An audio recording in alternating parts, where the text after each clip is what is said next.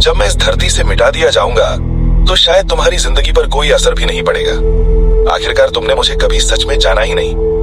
हो सकता है मेरी एक झलक कुछ सेकंड के लिए तुम्हारे मोबाइल स्क्रीन पर आ जाए, लेकिन वे कुछ पल इतने नहीं होते कि तुम देख सको कि मैं दिन रात जंगल की रखवाली कैसे करता हूँ। मैं एक चीनी पेंगोलिन हूँ। मैं हर साल लगभग 7 करोड़ चींटियां खा जाता हूँ और चुपचाप सैकड़ों एकड़ जमीन को नष्ट होने से बचाता हूँ। मिट्टी खोदने की वजह से मेरी मौजूदगी से जमीन की उर्वरता भी बढ़ती है। मेरी जीभ मेरे शरीर से 1.5 गुना लंबी होती है। हर हमले में मैं सैकड़ों चींटियों को पकड़ सकता हूँ और कीटों से जंगल की रक्षा करता हूँ। मेरे नथुने और कान मजबूत मांसपेशियां झिल्लियों से ढके होते हैं। यहाँ तक कि मेरी आंखों पर भी विशेष सुरक्षा परत होती है। इतना ही नहीं, मेरा पूरा शरीर हजारों कठोर शल्कों से ढका होता है। खतरा आने पर मैं खुद को एक मजबूत लोहे की गेंद में बदल लेता हूँ। शेर भी अगर मुझे बार बार काटे तो वो मुझे नुकसान नहीं पहुँचा पाता।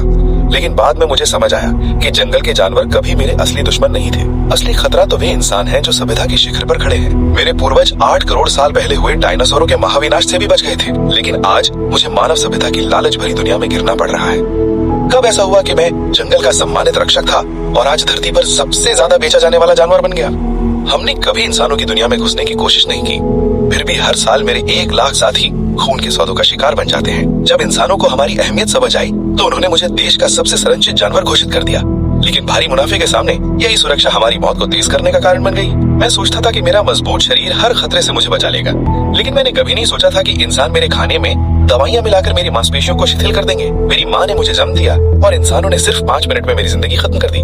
वे कहते हैं कि मेरे शल्कों से चीनी दवाइयाँ बनती हैं और उनकी कीमत हजारों डॉलर होती है, जबकि सच्चाई ये है कि मेरे शल्कों के तत्व इंसानी नाखूनों से अलग नहीं है। फिर भी वे मुझे मेज पर रखते हैं और शरीर को ताकत देने के बहाने मेरे शल्क खाने का फैसला करते हैं। मैं जानता हूँ ये बस एक झूठ है जो अपनी लालसा को सही ठहराने के लिए गढ़ा गया है। शायद इंसानी इच्छाओं की लंबी नदी में मेरा अस्तित्व बहुत छोटा है, लेकिन मैं नहीं चाहता कि एक दिन जब जंगल में कीड़े बढ़ जाएं और जमीन बंजर हो जाए, तब तुम्हें याद आए कि कभी एक जानवर था जो इस नीले ग्रह की खामोशी से रक्षा करता था। मेरी जिंदगी इतनी मजबूत थी कि करोड़ों साल पहले आई प्राकृतिक आपदाओं से भी बच गई, लेकिन आज ये इंसानों के हाथों खत्म हो सकती है। मुझे उम्मीद है कि मेरी कहानी ज्यादा से ज्यादा लोगों तक पहुंचे।